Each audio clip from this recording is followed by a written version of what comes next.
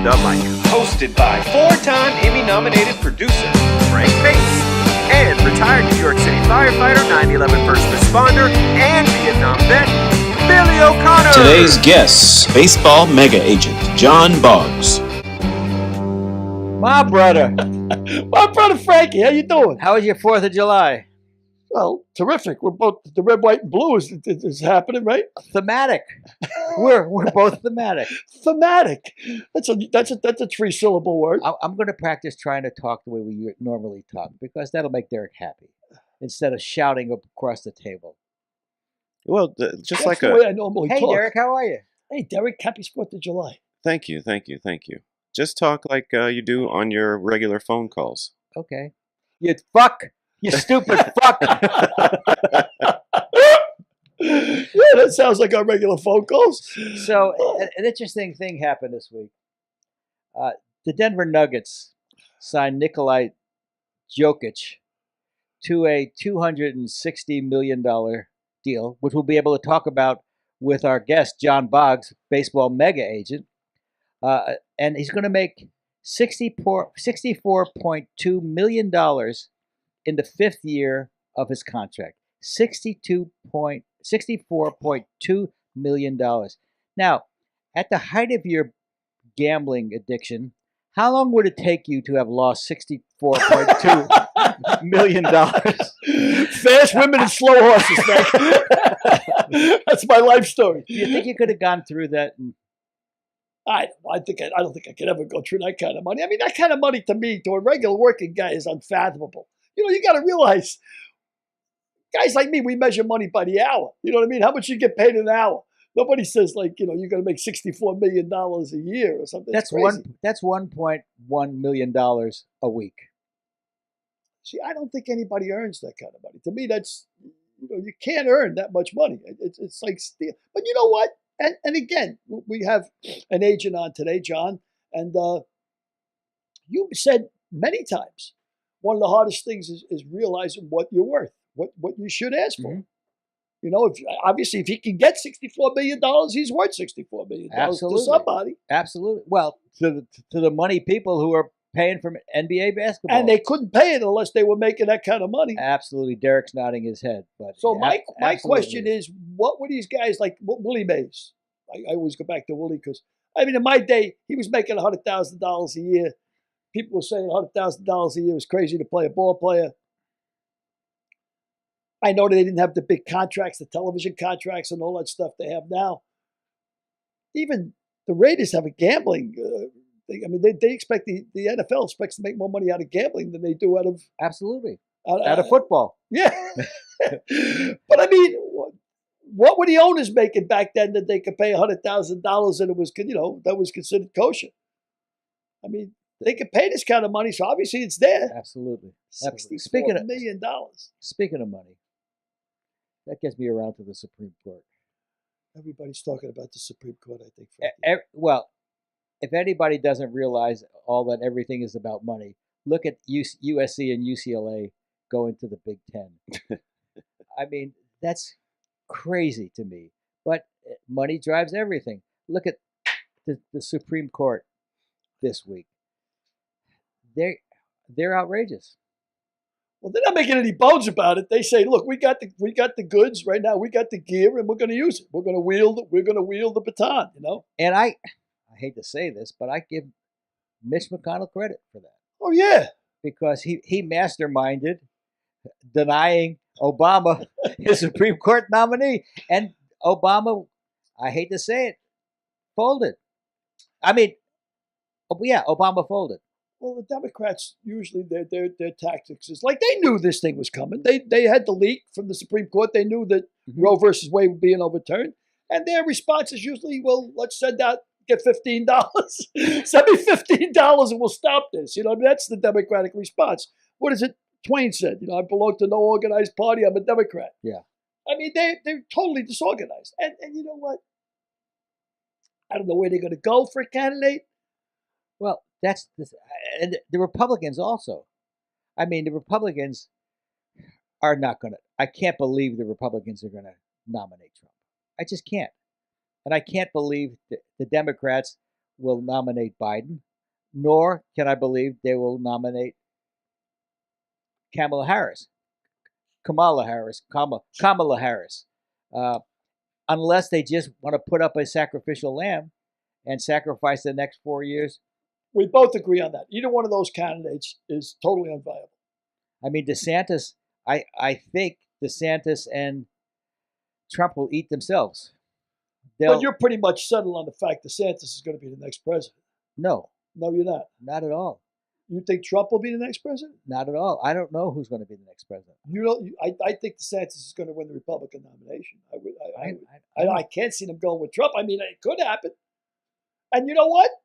Trump might be the only guy that Biden could beat. Could be. I don't think Biden could beat himself. Beat his feet.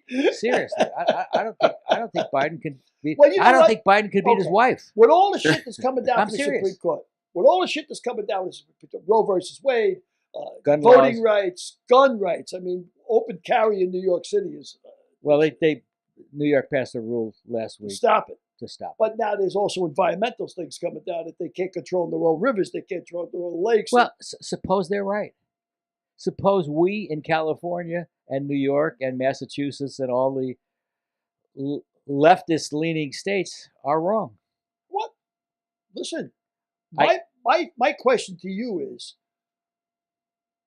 if they outlaw abortion, which they've already done in 16, 17 states or whatever, if they go back to making every woman wear a burqa, for Christ's sake, will people vote on that, or will they vote on the economy?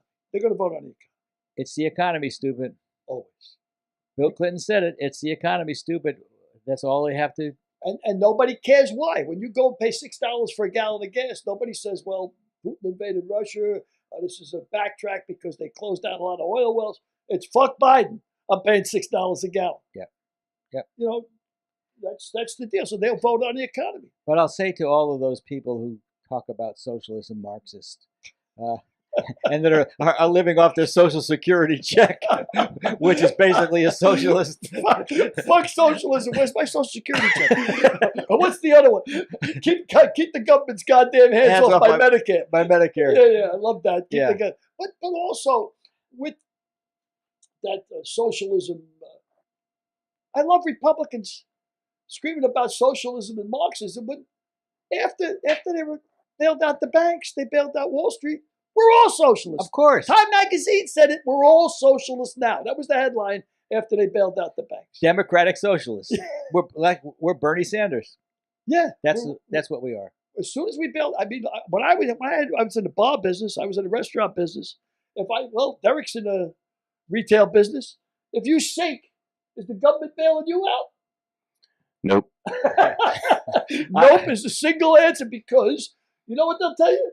Pull yourself up by your bootstraps. You know what I mean? You're a working man. You know, you want to get ahead? Pull yourself up by your bootstraps and struggle on. But the banks, the investment firms, they get bailed out, no problem. All that money, and this is another thing against the Democrats. All that money they gave out for COVID relief. Of course.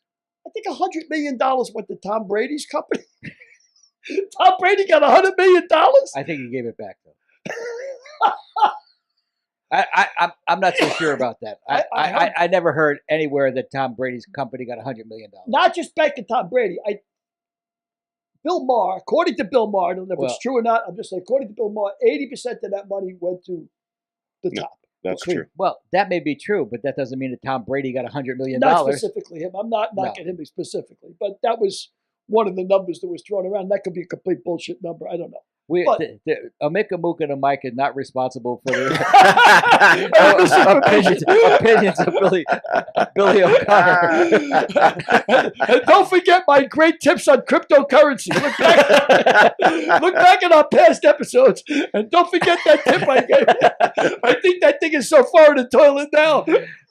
You could buy a pack of gum with that stock right now. Well, that, for me, the next election, I hope that one of the two parties puts a middle of the road candidate that all of America can agree on. This left, everybody to the left or everybody to the right. I think the majority of the middle of America is to the middle. they hate what the far left says and they hate what the far right says. I think people on the left hate what the far left do, and I think there's people on the right that hate what the far right do. I mean, that's agree. how bad the outliers I are. agree. And are they really outliers? That's the thing. Are we close to civil war? Is it possible? Could it happen again? Is it happening in front of our eyes? Could be. I mean, it's like people don't want to talk anymore. It's like I got my AK-47 and I got, I got my AK-47 in a tree. Could you imagine if a black guy was in a tree with an AK-47? Derek? I like when the 8 and 9 guys walk into the restaurants with the AK-47 strapped on. I love to put 8 guys in do-rags and say the same thing. We've got open carry in Tennessee. I see how that lasts. I think I saw a thing on social media that Canada must feel like they live upstairs from a meth lab.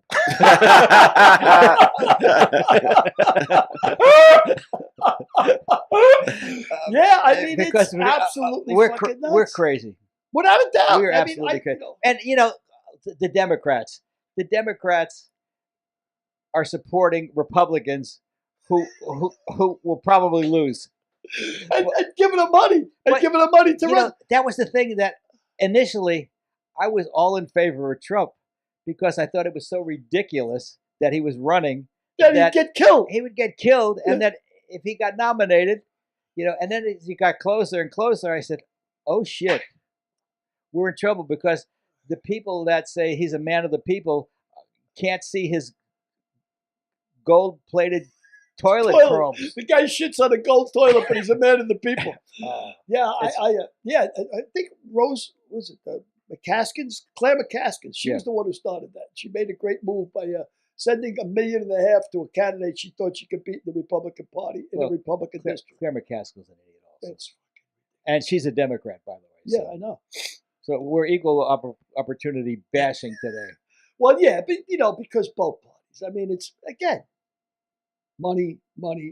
Well, speaking of money, we got John Boggs as our guest today. Why don't we get him on the phone, Derek? He'll be a great guest. Oh yeah. Maybe I can borrow a few bucks off. We're talking about money. Maybe. All right, let's get him on. By the way, Tom Brady's company received $1 million in a PPP loan. $1 million. $1 million. You only missed it by 100%. 100%. You're off. Listen, 99 million here, 90 million there. You put it adds up. It adds up.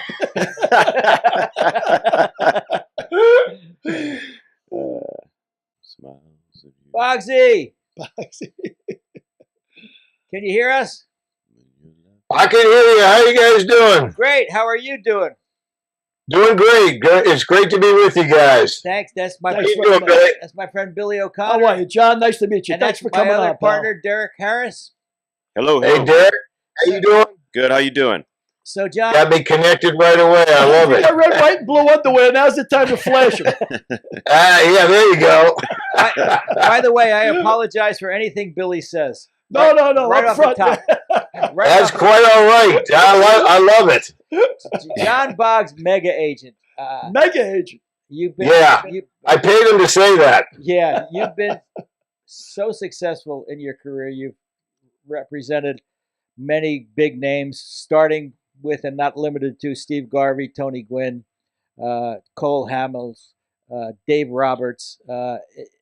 You must feel especially proud looking back at your career.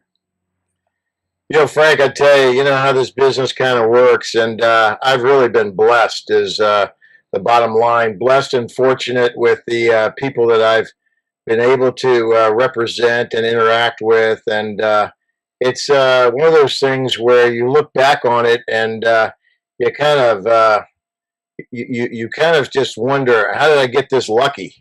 So I just look back on the wonderful people I've been involved with, the great names.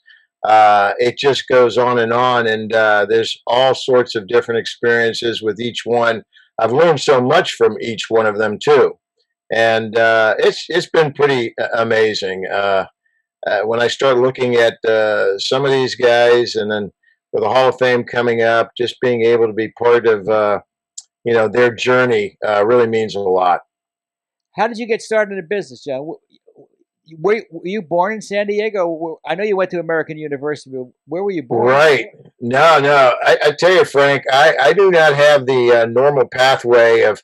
I didn't go to school to become an agent. It was really kind of crazy because I struck up a relationship with Tommy Lasorda and Steve Garvey in the Dominican Republic. Believe it or not, I had relatives that lived down there and said, "Why don't you come down and we'll see if we can get you to work out with the team?" And it was the Licey Tigers. And you in that clubhouse, Andrew was working out as a player, correct? Well, yeah, I was in college at the time. I was in college, and we had family friends, and I went down there, and first thing, walked in this clubhouse, this steamy clubhouse in the Dominican Republic with my father at the time, and he basically, they introduced us to Tommy Lasorda, and then they had a mutual, connection there because he was from Pickens, South Carolina, and Joe Lasorda was from Greenville, South Carolina. And so right away, there was a connection, and Tommy was very gracious, and he said, "Hey, here, put your stuff in this guy's locker," and it was Steve Garvey's. And from that point on, pardon me? What year is this? Oh my gosh, this is in the 70s. This is probably 74, wow. 73 or 74. And these guys were all down playing winter ball. And right after that, they got called up, and Oakland series is Bill Buckner. He was down there, and Tom Paciorek, and Steve Garvey, and obviously Lasorda was then made a manager, and it was kind of like a dream come true for a young man that loved the game of baseball. And then all of a sudden, this opened the door to meeting so many different people in so many different instances, because Tommy let me be the bat boy in the 77 World Series, which was like unbelievable, to me. And I still had people looking for the footage. I had one of my players capture it and said, "Is that you?" And I said, "That's me with long sideburns." That was me back in the day. How old were you then, John? How old were you then when you were at that point? Oh, my gosh. I must have been, I want to say 18, 19. Wow, what a kick. And it was really crazy because I'd go back and I'd live a dream and go back and tell all my friends what it was like and what was happening. And it was so funny too, because at the time, Rick Lasavita was the producer of, I think it was ABC back then, of the World Series. And I'd known Rick and played summer ball with Rick. And he said, "Hey, when that red light's on, man, that means that the camera is on and it could be on you." And I tell you, I'll never forget, I would kind of nudge myself up to Lasorda, and at one point in time, he looked at me and goes, "John, what are you doing? You pick up the bats. Get away from me." And he never knew I was trying to hog the time on the camera, But I had people call me saying, "What the hell are you doing? You telling Lasorda how to run the World Series or whatever?" And I go, No, I'm just trying to get some airtime, I guess, But those were the type of instances that just were kind of magical as far as I was concerned. And then what happened at that point in time, then when Steve Garvey made the move to San Diego, he called me up. I was working for a bank at the time. I was, involved in electronic funds transfer. And he called me. He said, "Listen, I'm going to start a marketing company. I'd like for you to join me." It was his first year with the Padres in '83. And so, boy, I packed everything up with my wife and my daughter at the time, and I later had my son we had our son in San Diego. And my poor wife, Mary, I didn't even think I ever consulted her. I just said, "Hey, we're going to California." And I was like, "Huh? Where were you then? I was in Washington, D.C. Wow. Washington, D.C. And that's where we met in '83 in San Diego. Yes, absolutely, Frank. It was amazing, and the great people you meet on the way, and that includes you, Frank. And you didn't pay me to say that either, but I truly mean it. You've had your own fantastic career, and we've been able to share, our experiences and really kind of with each other go over and discuss issues that were pertinent at the time, whether it's involved with baseball or what have you. And those are the things I've enjoyed the most, is the people along the way, along the journey. And look at where our career's gotten us. In my basement with Billy O'Connor and Derek Harris doing a podcast. Yeah. Hey, I don't know. It gives true meaning to it's not where you start, it's where you finish. Yes. And I'm trying to figure that myself as I'm in this little room here, which was the four walls that just consumed me in 2020, where I said, man, is this it? Is this where it's going to end? It was a little precarious at that time. I learned a lot of valuable lessons in 2020. One, that there's no such thing as a guaranteed major league contract. Yeah. Wow. Well, I tell you what, John, you do this as a one-off for sure, because you don't want to get wrapped up with Billy O'Connor. I'll sink you like I sang Frank. Yeah, So obviously your aspirations as a kid, you wanted to be a ball player. I mean, you had no idea you were going to be an agent or anything else. You wanted to be a ball player. That was it. Billy, I swear to God, I was so oneness of mind except for one thing. I loved the game, but the game didn't love me as far as a player was concerned. I got enough through the process to get a scholarship at American University. And then, my God, what I've learned since then, oh, geez. I'll never forget one time during the strike, I was throwing BP to Tony Gwynn. And then finally, after throwing some horrible BP, Tony goes, let me throw to you. And I'm hitting, and he looked at me, and he said, oh, my God, I thought he was going to get ill. He said, you're a dead pull ball hitter. And I go, yeah, so? And he goes, go with the pitch. And I'm telling you, I really hadn't heard that growing up. I didn't have that kind of coaching or what have you. And I always say, if I knew then what I know now, I might have been able to advance a little bit farther, and I'm being very generous with a little bit farther. Well, I'll tell you my batting practice story is in 1986, Rod Carew and I were writing a book. So we went down to San Diego Stadium to shoot pictures for the book. And we had Joey Banks, Ernie's son, was there. Mike Pashurk was there. Cy Pashurk was there. And they were all playing the infielders. And aren't you representing a young Pashurk now with the Yankees? Yes, Nick Pashurk. Nick Pashurk. I try to make it a ritual to talk to Tom as much as I can. I absolutely love Tom Pashurk. He is a tremendous guy. They've got a tremendous family. It's a baseball family. And Jimbo, my God, when I came out to visit Lasorda and Steve Garvey, Jimbo was hitting in the under the cage at Dodger Stadium. Hell, I don't even know how old he was. He must have been about 14, and I was like, 19, 20 years old. And my gosh, this kid just, was amazing. I was like, if this kid is this good at this age, I got no chance, whatsoever. But Pashurk family is a great family. Well, Mike Pashurk is currently working for me as a stand-in for John Larroquette on Night Court.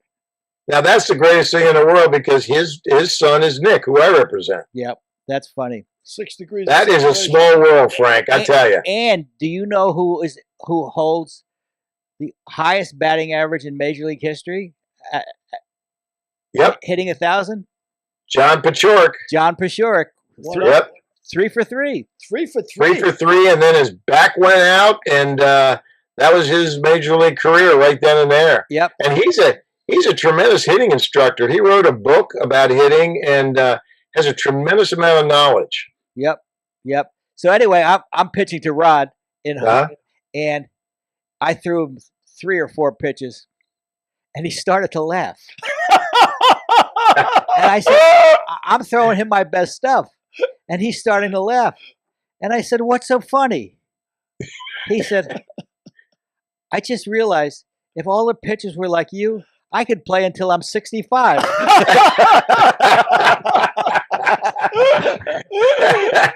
That's a bit deflating when you're on the mound. Yeah, when you think, I was still relatively young at that time. There were still major league players, playing. That reminds me of another story real quick, just a segue. Warren Spahn was in an old-timers game one day, and Tom Grieve got a hit off him, got a double off him. And Grieve was like 36 years old. And after the game, he was bragging about having gotten this double of Warren Spahn. And Spahn, Warren. Warren was a very proud guy. And Warren was like 50 at that time. And he said, young man, let me ask you a question. How old are you? And he said, 36. He said, when I was 36, I still had 100 games to win in the major leagues. Well, yeah. And that's a pretty good timeline right there. Yep, that's a pretty good time. So in 86, then you stopped working for Garvey Marketing, and then you became an agent. And Yes. Was Steve your first client? Well, yeah, well, not at that point because he was still represented by Jerry Kapstein. Right. But later on, I would do some marketing things for him, and then later on, we eventually reconnected in that capacity. But the first client was actually Tony Gwynn. Now, Pretty good client. Not bad. Yeah, and the crazy thing about it was how naive I was. That was my first client. My second client was Robin Ventura. And I said to myself, man, this is easy. Oh, what a joke that was. I said, you know what? Recalibrate that thought process, John, because it's not that easy. It was beginner's luck, but to have somebody like Tony Gwynn as your first client was almost kind of A blessing. unheard of. I think people were wondering, who the hell is this guy that's got Tony Gwynn? Because Tony came to me and said, hey, listen, John, he had a problem with his first agent, and he said, I just want to let you know that you work for me, which was, no kidding. Of course I work for you. I mean, what else are you going to tell me that I don't know? And he just said, hey, just, work for me as hard as you can, and I'm going to trust you that you're going to do the job that I expect of you. And that's really how it started out. And as I said, it was the greatest experience and the greatest partnership I ever had because I learned from him, and he hopefully benefited from me being his advocate. But again, it was tough representing Tony because he didn't want to play anywhere but San Diego. Mm-hmm. And so it was like, I think John Moore said one time, representing Tony must be like playing poker with your cards straight up. Because you basically, he knew that he didn't want to go anywhere but, San Diego. But it was an incredible journey because I just saw his loyalty and the fan base, and it's still there. His legacy is still alive and well. And, the greatest thing about it was just Tony's personality, too. It was just great to be around him. And one of the people that he loved the most, Frank, is your guy, Rod Carew. And the funny thing about it was you can tell, Billy, you're right. I was a fan. I love the game of baseball. I love the history of the game of baseball. And heck, I had this absolute mint copy of Time magazine with Rod Carew on the cover. And I think it was my first year representing Tony. And we went up because Rod was doing some kind of a charity event or fundraiser where he and Tony were going to sign. And the money was going to this particular charity or what have you. And I'll never forget Tony telling me, hey, Boggsy, we're going to go up to Anaheim. We're going to do a signing session with Rod Carew. And I was just like, you're kidding. Right? Wow. And I said to myself, I don't know how I'm going to work this in, but I got to get Rod to sign this Time magazine. And I tell you, I'm sitting there going, well, is it appropriate or what do I do? And it's the first time I met Rod, and it says, it's a real pleasure to meet you, Rod. You've been one of my heroes or what have you. And the whole time Tony's sighing, I think it was 2 hours, guys. And I'm sitting there going, man, this is tough because their tables were right next to each other. And I'm going, this is going to get awkward. And Tony sees everything. So I had this mint copy of the Time magazine, and all of a sudden I heard Rod say, okay, we're going to have to get out of here. And Tony goes, all right, yeah, sounds good. I'm going, oh boy, this is my shot. I pulled that thing out, and I went around real quick and said, Rod, anyway, could you please sign this for me? And he goes, sure, no problem. I didn't hear anything. Then as we're walking to the car, oh my God, Tony wore me out. I can't believe my agent's trying to get Rod Carew's autograph. And, oh my God, that's just I can't believe it. I mean, he wore me out. I thought it was going to stop at San Onofre on the freeway. No, we bypassed San Onofre all the way to my door. And when I finally got home, as I'm getting out of the car, he said, hey, Boggsy. He goes, yeah, T? He goes, I'd have done the same thing if I had that to sign. Rod to sign. Thanks, T. I appreciate it. I sort of think of premonition sometimes. Tony may have had a premonition he would die young. Just, I don't know. And he didn't. I just think, because I knew somebody else who had a premonition who died young also, and they wanted to live in their hometown, and they wanted to make sure their memory perpetuated, because perhaps they knew that whatever they left money-wise would be gone eventually, but their legacy would live forever. And if Tony went to play in Atlanta or New York or whatever, he would never have had the impact that he had in San Diego. He was, and he was a great basketball player as well, because I used to see him play basketball at San Diego State, and he was NBA quality point guard. I mean, he was. He could have played. And Frank, I tell you, they built their home in Poway, and in the back they had this beautiful basketball court that could turn into a tennis court or what have you. And I went over there on a Saturday, and he had a lot of his family there and friends, and all of a sudden Tony says, "Let's play some basketball." And I was just like, oh boy, okay, fine. I don't think I had worked out in 4 years, and I said, okay, let's see how this goes. So we go down there, and the game starts up, and I think I was lobbying for a half-court game, and he said, no, full court. So, oh my God, I tell you, we started getting after it. And there's one thing you learned about Tony. He seems jovial and happy-go-lucky the most of the time. When he's on a basketball court or in competition, he's yelling at me to get open. I was his mulligan and handicap and everything combined.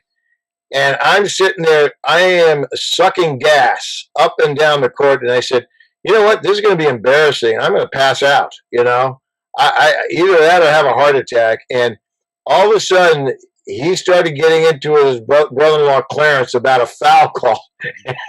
I couldn't weigh in on either side because my head was down and my hands were on my knees and I was staring straight at the ground, just trying to catch my breath.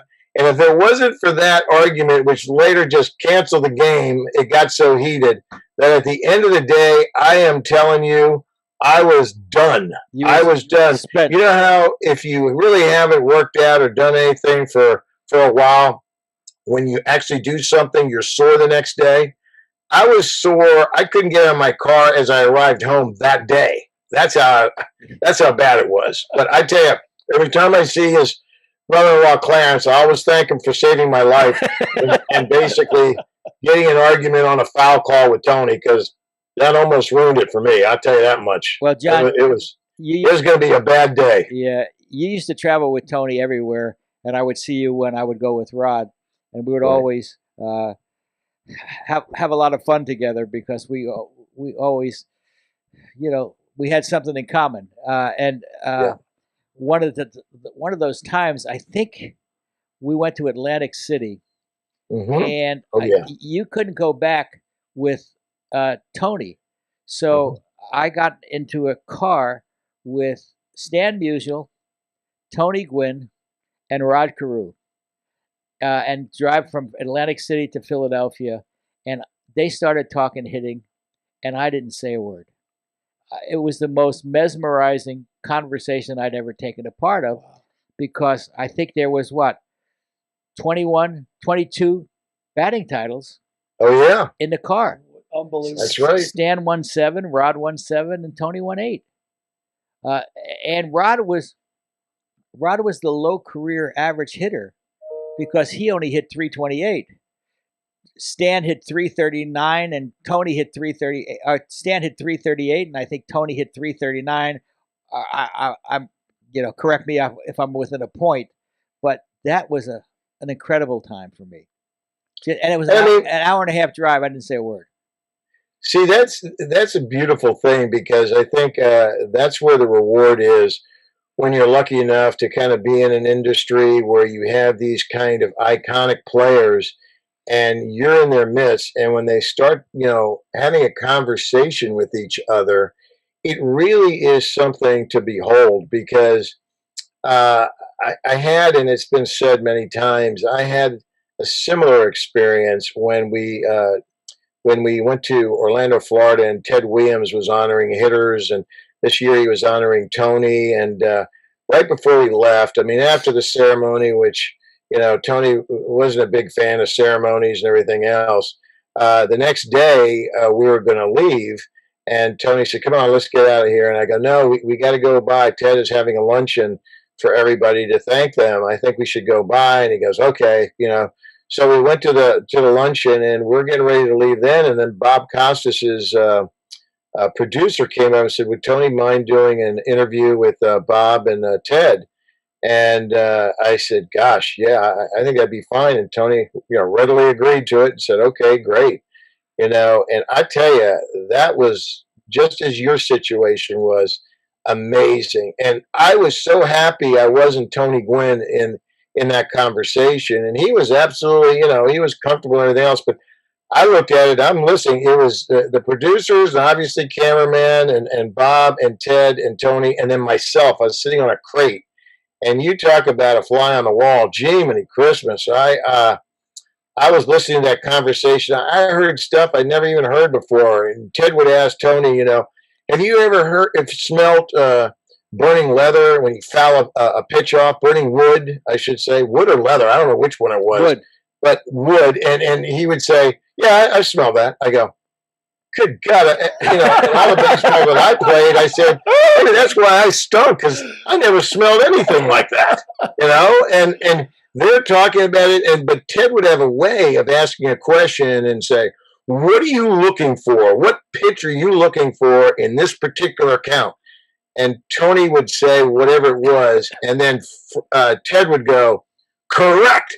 And I swear to God, I was going, yeah. I was rooting. Wow. "Come on, Tony," because I didn't even know what the response would be if Tony didn't say the right thing that Ted had agreed to, because that was like having John Wayne in an interview with Ted. He was intimidating as hell. And after it was all over, he kept on telling Tony, "You got to hit more home runs. History's made on the inner part of the plate." And from where we were at Ted Williams, the luncheon where his museum was located in Florida, to the airport and all the way back to San Diego, Tony talked about that like it was an epiphany, and it was. Because he did start pulling those inside pitches a lot more, and he hit for a lot of home runs from that day moving forward.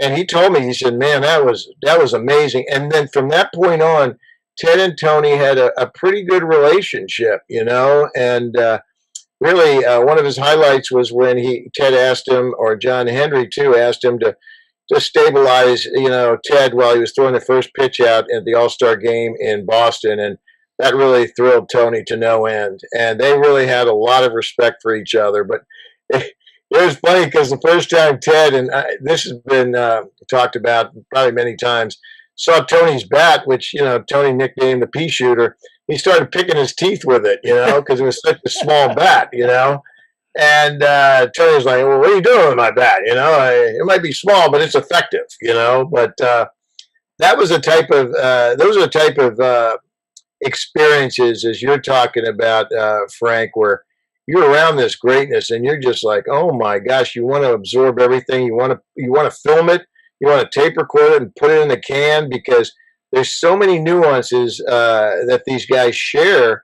And the greatest part about it is they start later in their careers and everything. They'll just tell you all the advantages they would look for, or they would basically try to, figure out where those, how do you get an edge, and what are you looking for, and what gave you the great ability to do what you did so well. And like in Rod's case too, he was amazing about how many. Well, he had a heck of a lot of stealing of home too. He stole home, I don't know how many times. 16 times. Yeah, and it's just amazing to get an insight of something like that. Not too many people can say that. It's great, and it's got its challenges all the time. But when you're around athletes and they're great individuals too, that's when you're blessed. Rod told me once in spring training, he fouled off a pitch that he could have hit out of the park, and the obvious question was, why did you foul off that pitch in the spring training game? he said, because I wanted the pitcher to think he could get me out on that pitch again during a regular season. So we got into a game in the 100th game of the season, and in that count, he would throw me the pitch that he could get me out with in spring training, but he couldn't get me out with in the game. Set him up. Imagine that. He set him up in a game 100 games before it actually happened. I'm just incredulous that you were able to foul off a ball at will. You know what I mean? Well, I think that blows me away. I think he swung and missed. I think he swung and missed at the pitch to set him up for. Amazing. Yep. Amazing. There's a lot of times, I know one of your clients is Raleigh Fingers, and Raleigh and Rod talked about a minor league game in 1965, and they talked about a situation that occurred in a minor league game in 1965. And I said, how could these guys know? It's incredible. Have that recall. And Rod said, because I knew I was facing a guy that had the ability to be a Hall of Famer. And Raleigh said the same thing. So they both went through this, the analogy of, I have to remember this for whenever it comes up in the game. It's incredible. Every little edge. It's incredible. It reminds me when we had D. Brown on, he was counting dribbles. Yeah. How do you think about something like that? Counting another guy's dribbles so you can steal a ball. It blows me. Let me ask you, John, I never having needed an agent because I have no talent whatsoever. And talking to people like me out there, most people don't realize, you think of an agent, you think, well, he negotiates a salary, end of story. You take care of the marketing involved with all of these guys too. So it's kind of a logical progression for you to go from vice president of a marketing company to becoming an agent. Is that like a logical progression? Do other agents do the same thing? Yeah, it is. It's a funny pathway that you go. Some people have a different way. I mean, that was mine, which was really somewhat unusual because there is a progression like that, but you have to have somebody that gives you that opportunity to go to the next level, because one thing is marketing and the next thing is negotiating contracts, having knowledge of the basic agreement, knowing what the marketplace is, knowing what the comps are for your players. It's a tedious journey, because again, and it's not so much just negotiating the contract and that's done. Yeah, you're doing the marketing, but half the time, you're the how should I put it, the sounding board, everything to a player if you're doing it properly. I mean, I don't know if too many guys that just come in and say, okay, it's time to do your contract, and then you don't see them until the next contract period. You're there 24/7 if you're worth your salt, because everything that goes on with that player affects you in some way. And you're looking at, just making sure that, he doesn't put himself in a bad situation, or you try to counsel him on maybe you don't want to do, that particular deal, or maybe, be careful of what you say, this might come back to haunt you or what have you. And now the days of social media, usually you're reacting to something after the fact, because everybody's got such a hair trigger and wants to put something out on Twitter and Instagram that you're kind of dealing with the aftermath if he hasn't given you a call and say, hey, I'm thinking about saying this. What do you think? And that doesn't happen as often as you would like it, because usually it sounds like a good idea at the time. And if it's something that's volatile, a player feels really emboldened, at that point, you're just hoping that it isn't going to blow them up, or you don't have too big of a cleanup duty to get involved with. And I think the greatest line too is, and this gives your age away sometimes. Hell, I say Jerry Maguire, and these younger kids look at me like, huh? What? What's Jerry Maguire? And if you do get people that remember it and saw the movie, they think the most impactful line is "Show me the money." Yeah, trust me, that's that gets everybody's attention. But the line that is most realistic, if you're representing a player, is when Jerry said to his client, "Help me help you." Help me help you. And that's basically it. Help me help you. I'm going to be your advocate. Let's work together and let's not, battle each other. Let's just try to be on the same page as much as we can. And you know what? We'll work our way through whatever challenges we have, but most importantly, focus on what you need to do on the field, and the things off the field, we'll decide, how we're going to occupy your time and energy and be compensated for it. And then hopefully it all works out. And that's what you establish, which is the underlying prevailing strength, is a relationship. If you've got a good relationship, you've got a great chance of retaining that client, because in the climate that we're in, as far as reps, you got guys trying to steer your guy every other minute. Yep. Every day. It's something that is really just mind-boggling to me, because they're just basically saying to you, hey, I don't respect the decision you've made. Just come out with us for dinner and we'll talk you into coming with us. Well, I'm going to put you on the spot a little bit, maybe. What did you think about the Freddie Freeman firing his agent? Do you think that his agent really didn't tell him that offer was on the table, or what do you think's the truth of that situation? I tell you, there's probably something in the middle, and sometimes things get crazy. And when the lockout came and you couldn't have any dialogue with teams on on major league contracts of that nature, God only knows what happened. But to me, I can't believe that is what happened, but it sounds like it is, because I don't know. My rule of thumb, especially if you have somebody like Freddie Freeman and you know how much history he has with one organization in Atlanta, it would be like me not telling somebody like Tony Gwynn, hey, the Padres do, really want to sign you. You might get more elsewhere, but I would never give that. I would never give up that ability to make that choice to the player at all. I think transparency is the only way you can go. Heck, I'm probably too transparent. I go over things 1,000 times before a player even signs with the team. I want him to talk to the person I've been negotiating with to make sure that he doesn't have a question that I might have overlooked, or he might have a question that really is better phrased or what have you, to answer a question, to answer something that he wants clarity on and is very, very important to him. Again, communication is the key. So I said, Frank, Billy, if that happened, that's not right.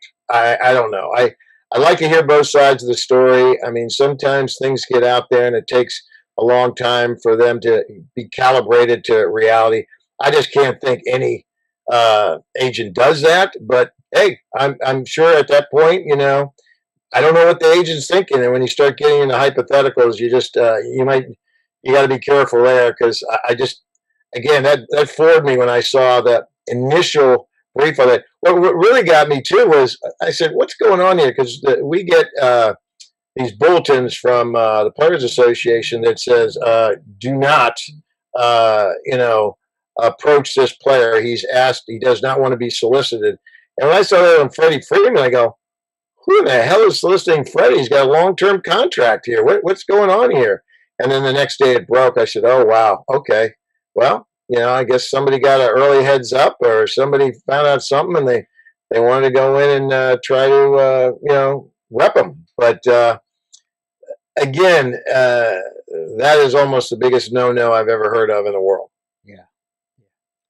Yeah, I was thinking about when you were talking before about the PR. Like, I didn't even think of that aspect of being an agent, that you really have to, besides having a personal relationship with your client, you almost PR. I mean, it's easier to keep them out of trouble than get them out of trouble. I mean, that's pretty much what you're saying. Exactly. Right? Exactly.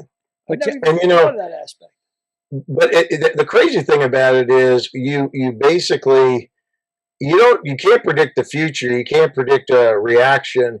You just have to do it on a gut level, to the point where, this might come back and bite you. Let's talk this through. And before social media, you would have a chance of at least having that dialogue before he talks to a writer. But when you have access right in your hand and you're emotional about something, or you really want to prove a point and drill down on it, next thing you know, boom, it's gone, and now you're dealing with the aftermath. And you a lot of times you might say, man, I didn't think I'd get a response like that. Well, maybe I didn't word it correctly, or maybe I didn't do this, or maybe I didn't do that. But those are some of the challenges too, because at a certain point in time, you've got these young men that are, everything they do is being so analyzed and is critiqued. And my God, if I had social media when I was their ages, golly knows where I'd be right now. I'd be in the toilet. Yeah, I don't even want to think about it. Yeah, if you really want to scare yourself and not get to sleep at night, start thinking about the ways you react to certain things. And if you had the ability, right at a second, put it out there in the ether and say, hey, these are my thoughts. What do you think? And you find out, wow, there's a lot of people that don't think the way I do. You're such a full service agency that you even have a concierge, on staff concierge. Who is that? Yes, that is Rod's daughter, and I'm telling you, Stephanie Carew, she's a godsend, And it's so funny because actually Chuck Shupp, when he was still a Louisville Slugger, was talking to me about Stephanie, and he goes, "Oh, you got to get her. She's unbelievable." And all you have to do is you meet Stephanie once, and you feel like you've known her forever. But what does she do for you? Because, like I said, you get paid one time for your agent fee, but she provides a valuable service to the clients for you. Oh yeah, and listen, this is as it grows. As this business starts to grow, sometimes I don't know. Do you want a baseball agent or do you want a concierge? Well, most of them want concierge. At least the wives do. I mean, what does she do? She does everything. Let's say I think she planned a honeymoon for a couple of my players, and then as far as getting on different shows or getting them to, hey, I'd like to go to SeaWorld with 50 people. I mean, that is, I can't tell you how valuable it is to basically turn and then give somebody like Steph that job of, hey, you're gonna have to take care of this. See the best you can do. And she's come up with some miracles, to say the least. But she's outstanding, and I think she could be outstanding in anything she puts her mind to. She's just one of these individuals that gets things done. And in this business, that's what you got to do. Or in any business, yep. You have somebody, an employee that's motivated and takes pride in their work. And that's indicative of what Stephanie has been like. So she's got Hall of Fame weekend coming up. Will she be getting some of your Hall of Fame clients to getting them to Cooperstown with the people at Cooperstown? Not as much, just because Cooperstown has their own staff that is Whitney Horn kind of runs all that.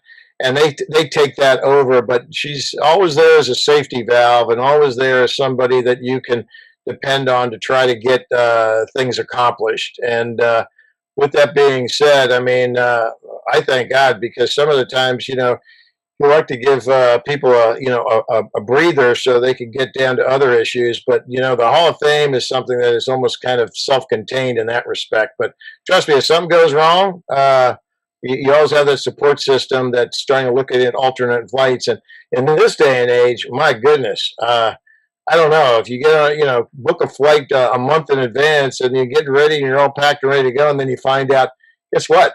My flight's been canceled. Now what do I do? Yeah, and you can't really get to Cooperstown anyway fast. You have to. You have to go through someplace. As you well know, Frank, Cooperstown is heaven when you get there, but hell getting there. Yep. You can't get there from here. Yep. That's for sure. So you going up next weekend or 2 weekends from now? You're going to be there? Yes, absolutely. I haven't been there for a couple of years, and to tell you the truth, I find Cooperstown, it's almost like a retreat. It's like a baseball retreat, and you go there, and the business of baseball and everything you're dealing with in the outside world kind of goes away, and you're there with all the greats of the game, and you're listening to their stories, and you're just reliving memories. And it is really one of the best weekends I look forward to every year. In the last 2 years, haven't been able to enjoy that just because of the pandemic and all the consequences of it. So yeah, I'm definitely looking forward to going up there, and it's going to be great too, because got a childhood friend, Timmy Kirchin is going in too, and Timmy, I grew up with Timmy, played ball with his brother and brothers, and it's just, it's going to be fun seeing him being inducted in that respect. Well, I've been up once since, but one of the great times that I went there was for Tony Gwynn and Cal Ripken's induction. That was amazing. That was a great weekend. I think they had 85,000 people there. Well, on the lawn of the crazy thing about it, Frank, is, in going year after year, you're kind of used to seeing a large crowd, depending on who the inductees are. I think when Brett and Nolan Ryan went in, and Cepeda and Yount, and that was a really big, crowd. But I will tell you this, I was amazed when I arrived there at the Clark Center and saw the crowd. I was like dumbfounded. I said, "Oh my gosh!" And it was one of the first times they kind of closed off Main Street because there were so many people on the sidewalks that they had to open it up so people could actually run through or not run, but at least walk through the streets on Main Street there at Cooperstown. It was amazing. It was an incredible weekend, and the amount of people was that incredible. And I think even too, the other Hall of Famers, when they kind of took that turn around on the bus and looked at the people, they went all the way back as far as the eye could see. And that was something that I don't know if it's ever going to be replicated. I'm sure hopefully it will be, because the more people that go to Cooperstown, the better it is, because if you experience it, you always have a desire to try to come back and experience it again, just because of just the baseball nostalgia and history and everything that goes with induction weekend. I mean, you can walk down Main Street and bump into Hall of Famers, right and left. It's kind of amazing. It really is. It's like a baseball fan's heaven. Yep. Well, the next time I know I'm going to go is when our friend and your client, Cowboy Joe West, gets inducted into the Baseball Hall of Fame. Tell us a little about Joe. Joe is amazing. We have I talked to Joe. I talked to Joe to get informed. He's told me things that, hell, I just feel like I landed on the planet. He is amazing. He's got such a great sense of humor. I've never heard him serious or dejected or whatever. I mean, it's uplifting to have a conversation with him and the history, and to see things from the perspective of where he has on the field, behind the plate. And then some things I'm just totally not conscious about, and you think I would be, because I said, "Hey Joe, I got to run. I got to call Dave Roberts." And he goes, "Well, tell him, remember who made you famous?" And I said, "What?" He goes, "I'm the one that made the call at second base when he stole the base." I said, "I did not know that." I thought I was well informed that Tony Clark, who was another client of mine, was holding him on at first base. And so you see these different nuances.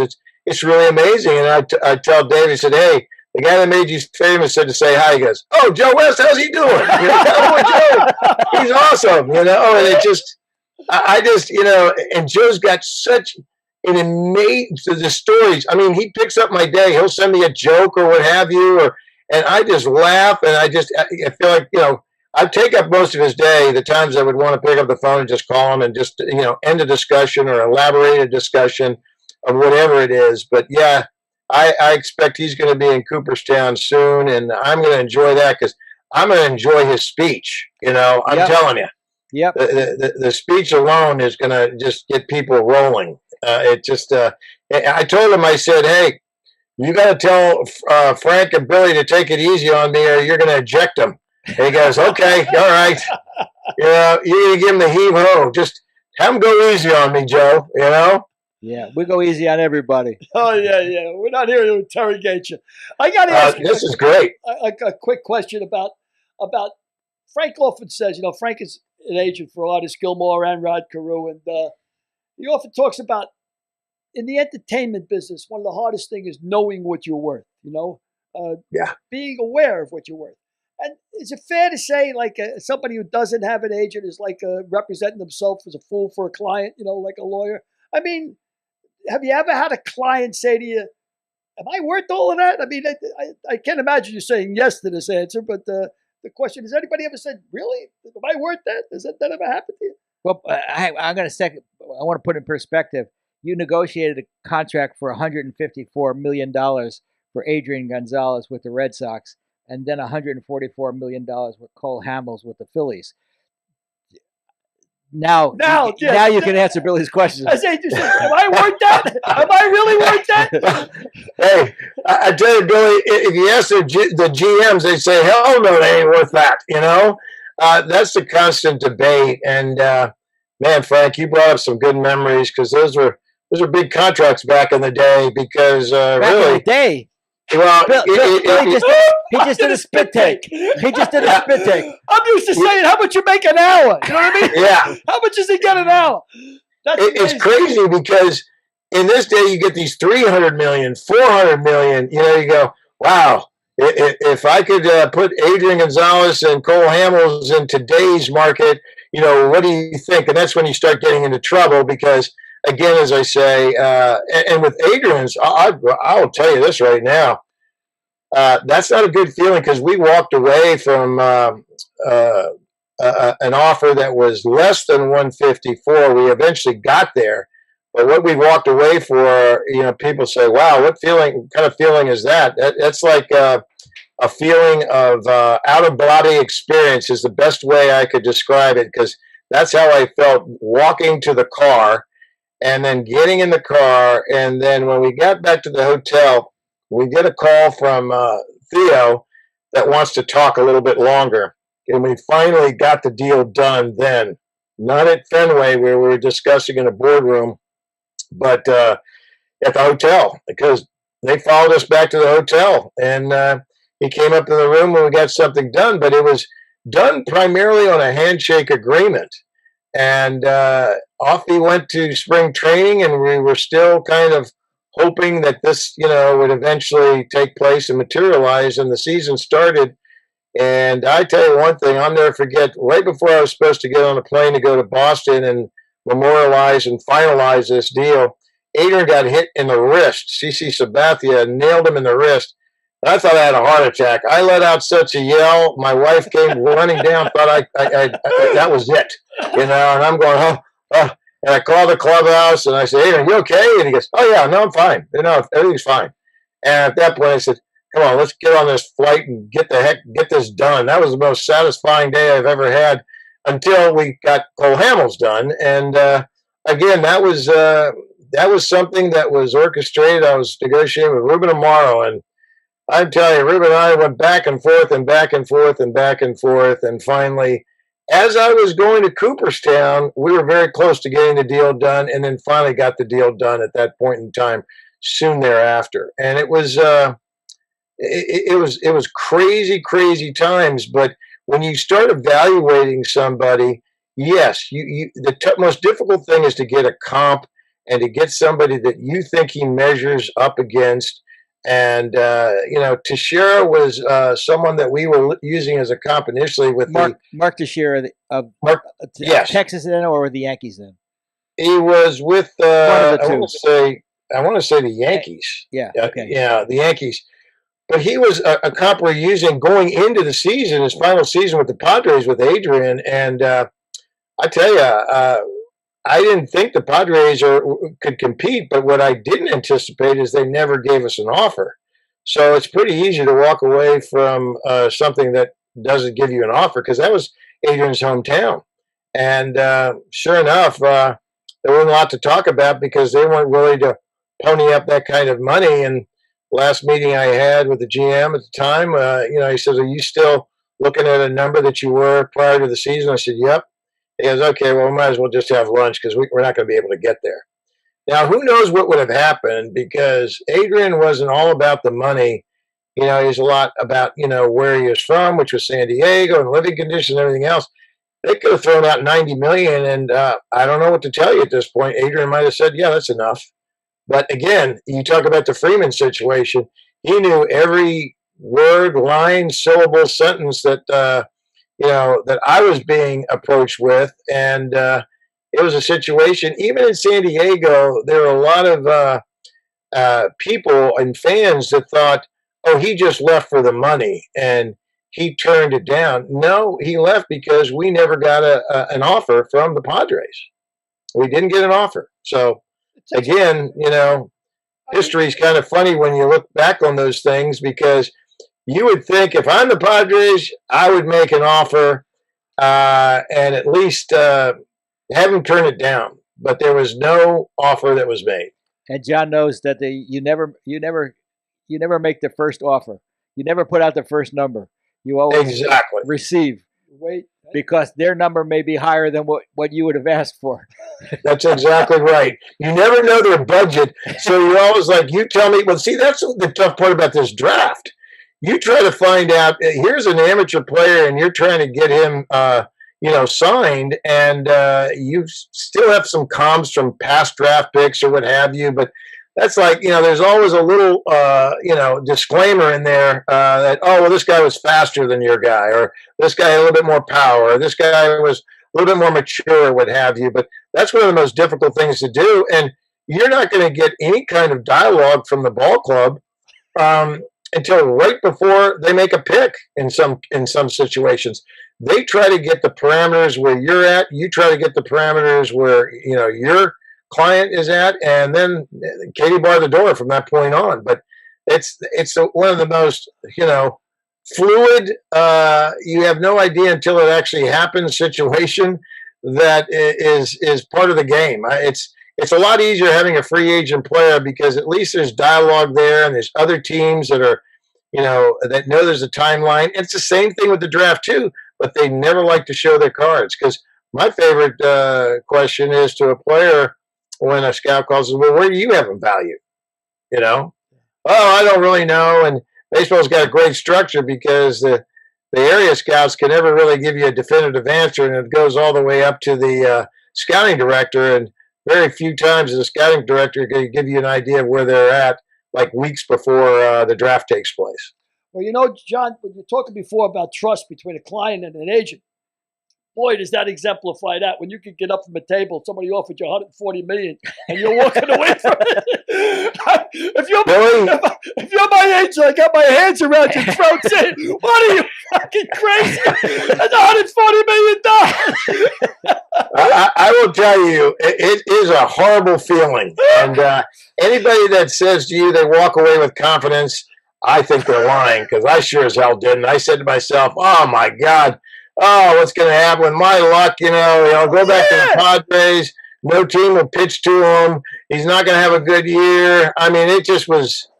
Listen, I went through 1,000 deaths. I think I'm probably about 300 years old right now. You're playing a high stakes game of poker, is what you're doing, really. That's exactly right. You're walking away. And trust me, Billy, you're playing it in front of a national audience where people are counting down the minutes that you're in our conference room, because in that situation with Adrian, we had like 48 hours to get a deal done. Amazing. So everybody's wondering where you at, and you're like trying to focus on things. I mean, at some point, it was amazing. I would look at trade rumors in the middle of a conversation with all the Boston, executives, and it would be on the trade rumors wire where we were before we even adjourned. It was like, hey, what's going on here? Is this place bugged? He goes, oh, it's amazing. And you're not only playing with the players' lives, but also your livelihood is wrapped up in the player, because you've got a tremendous amount of overhead that you have to meet. And if you blow that deal, you're not only blowing the deal for the player, which is your primary concern, of course, but your secondary concern is also your business. Frank, you're absolutely correct. And that's the thing that really, that's the catch-22 in a lot of different ways, because if you do a bad deal or a deal blows up, your whole business might suffer to the point where you're done. I mean, one bad move or one bad deal, you're done, because even if the perception is that it's a bad deal, you're going to have all your competitors just trying to come through the woodwork to just state their case to your player to say, I could have gotten you a lot more. I could have gotten you. I can't believe you didn't get X. I can't believe you didn't get Y.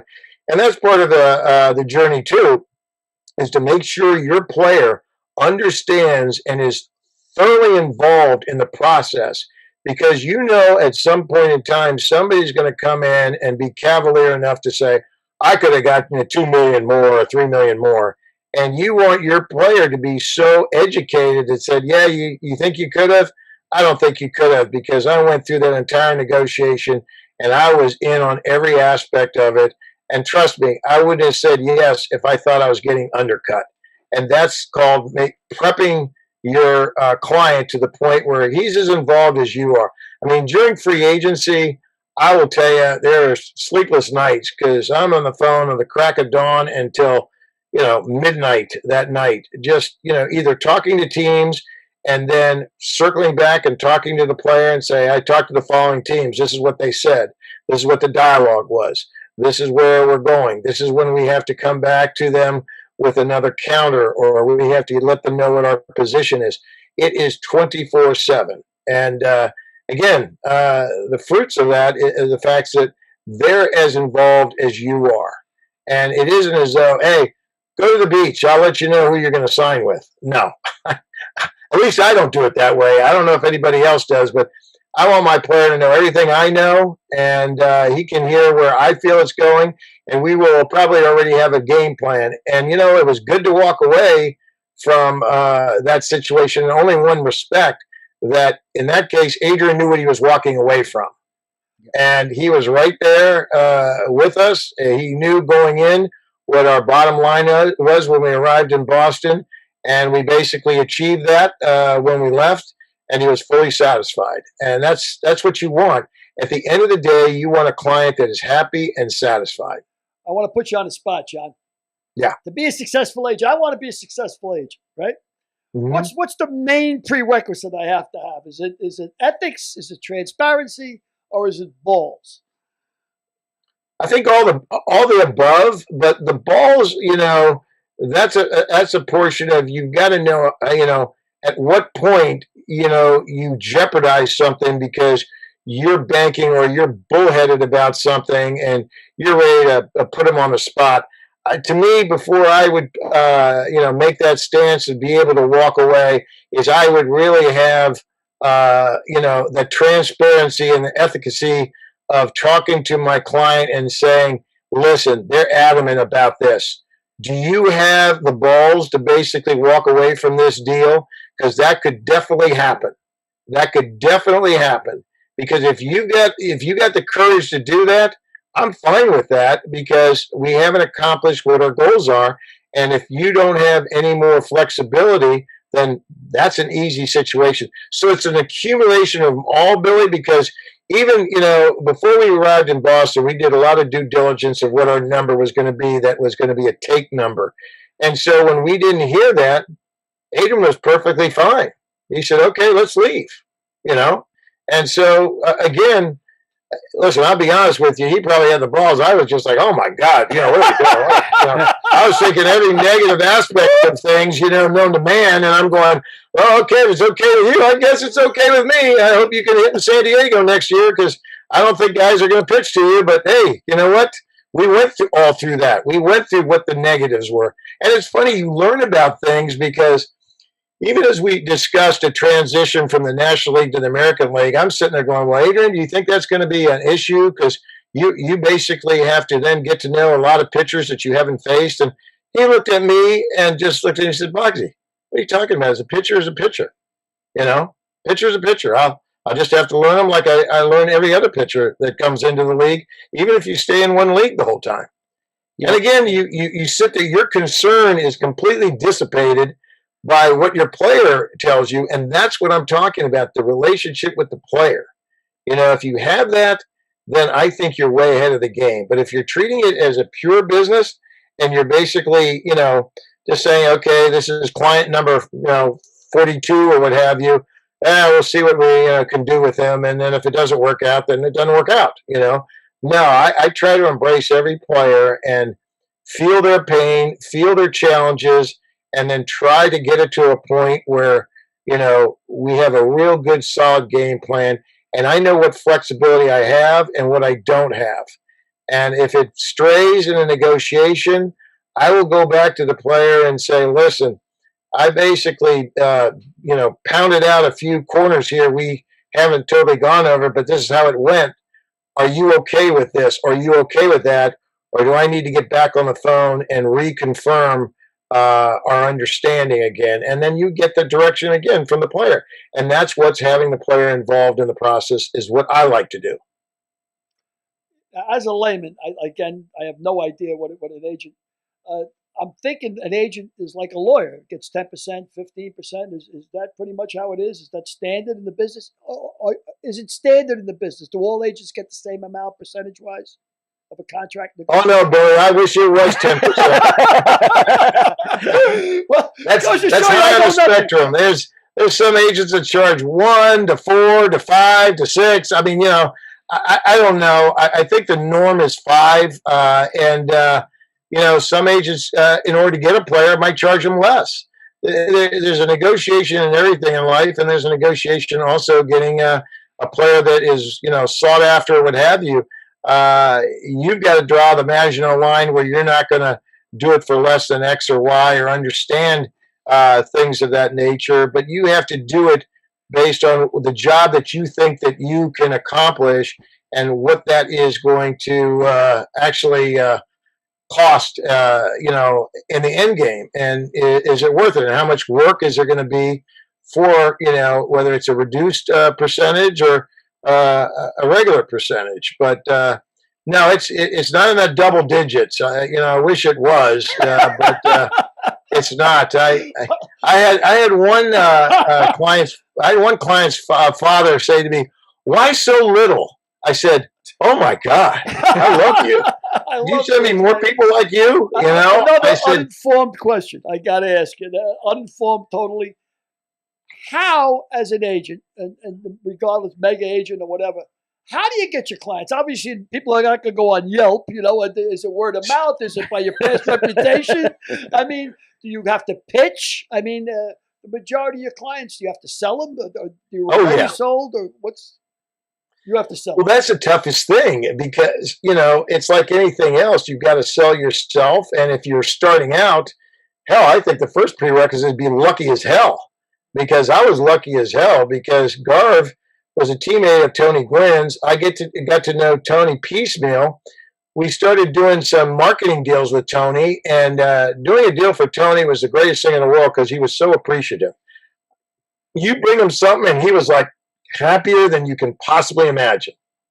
And, it just feeds you. It feeds you to want to get something else and want to get something else. And then through his misfortune, I was fortunate enough because he was not satisfied with his. Sorry about the phone, guys. He was not satisfied with what was going on with his prior agent, and so at that point in time, I got the opportunity. But I knew him enough for a couple years that he knew what he wanted, and he was the one that solicited me. Good God, I look back on that and I said, you talk about fate or what have you. I mean, I get a potential Hall of Famer, batting champion, because he wanted to come in and ask me if I wanted to be his agent. That was just unbelievable, unheard of, and I got very lucky there. But everyone after that, it's either you try to find at least a common goal, somebody that knows you, that gives you a heads up. Hey, this guy's going to be a good ball player. Do you know him or his family or anybody? Try to find a common denominator. If not, you got to go in cold turkey and actually sell them. And hopefully your pitch is good and it's actionable and they feel a level of trust in you. Because you think about it, if you go in and nobody knows you from Adam other than the fact that somebody said, yeah, I've heard good things about this guy or that guy or what have you, you're going in just blindly. And you're just hoping that this guy isn't just a good salesperson, but he's going to watch out for your son. And, I've tried to really kind of keep my radius within the Southern California, San Diego area. And fortunately, there's enough talent and has been enough talent in this area. Guys like Mark Pryor, guys that, Steven Gonzalez, the young man that we just signed last year to the Red Sox, Marcelo Meyer. And ironically, Marcelo went to Eastlake High School, and heck, 20-some years before that, I got Adrian Gonzalez out of Eastlake High School. So it's kind of like bookends, but you hope that, you've maintained enough of a reputation that when somebody asks a scout or somebody else, hey, what is this guy's rep? Is he any good? Can he be trusted? Or is he just basically looking at individuals as a widget as opposed to looking at them as real people, and you're invested in, their well-being? I mean, I had a guy named Mark Kroon, and Mark Kroon was amazing.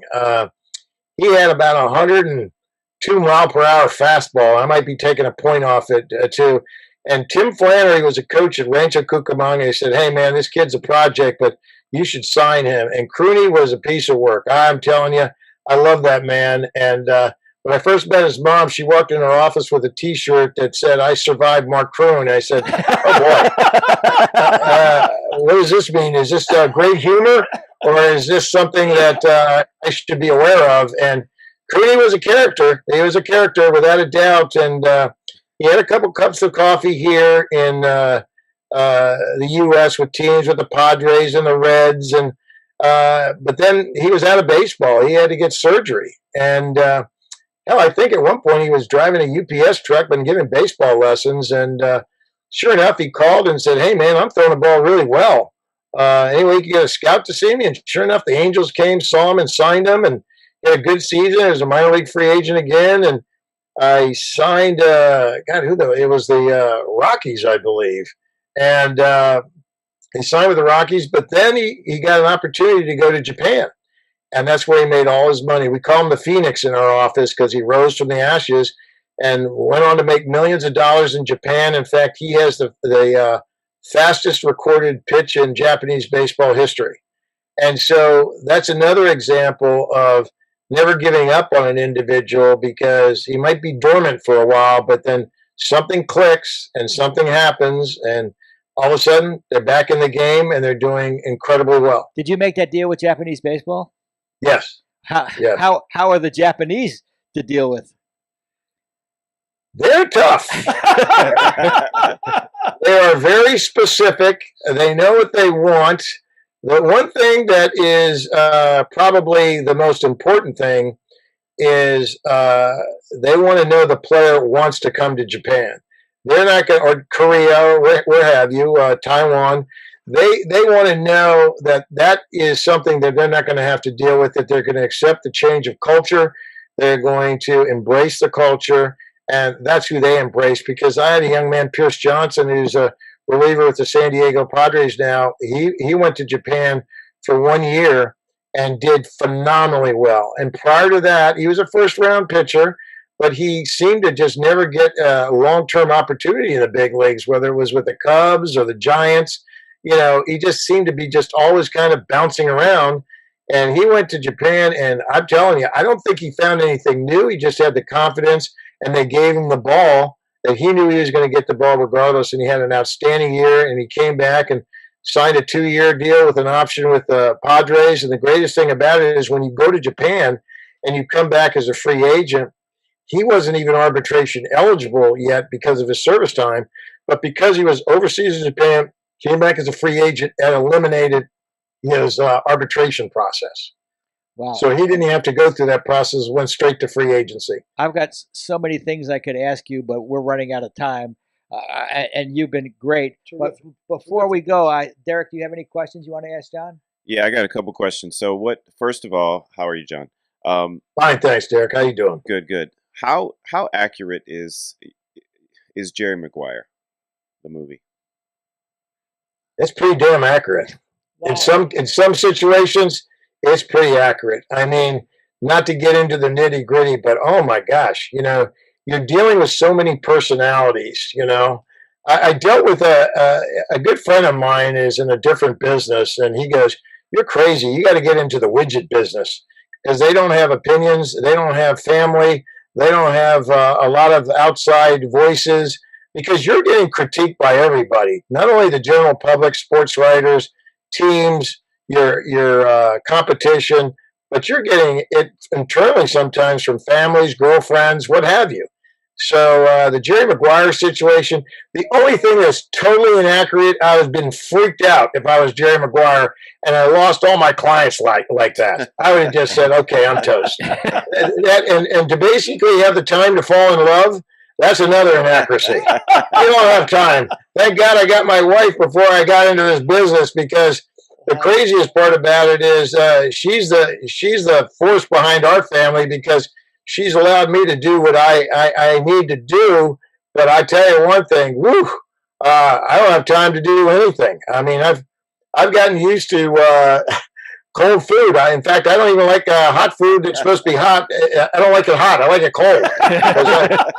I'm so used to it, And it's so funny, because when I was fortunate enough to represent Ichiro in his last several years, and after he got his 3,000th hit in Colorado, I, mind you, was 10 days in Miami waiting for the hit, then off to Chicago, no hits there, then came to Colorado, and it was the last day before I was going to get on another red eye to go back to Miami, which I tell you, I was going, can I do this or what, And he got the hit, and I tell you guys, I've never been so excited for anything in my life. I was hugging the popcorn vendors, the cotton candy guy, the ushers. They thought I was a crazy man, And I went to the press conference. I didn't know who I was talking to, but after it was all over, a couple days later, Yumiko, Ichiro's wife, told me, he said, I thought it was very funny what you said after Ichiro got his hit. And I said, oh, my God, what did I say?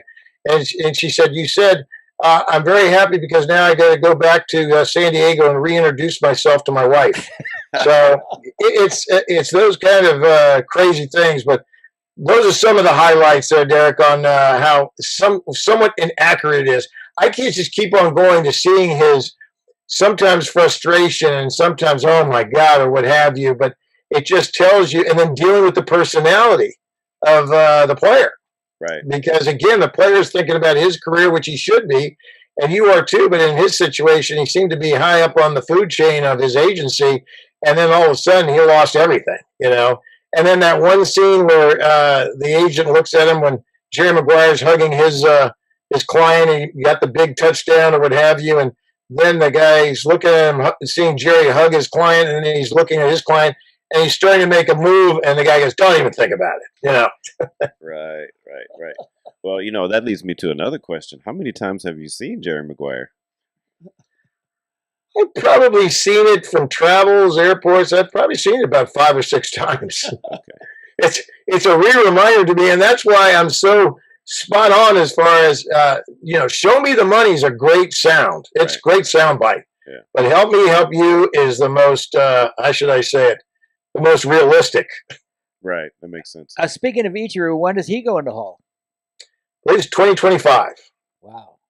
2025. And that kind of delayed it because we had to sign a pre-consent deal so he could play those 2 games or 3 games in Japan. All right. To start the season. And I tell you, it's worth it for that, because that was such a great point of closure for Ichiro.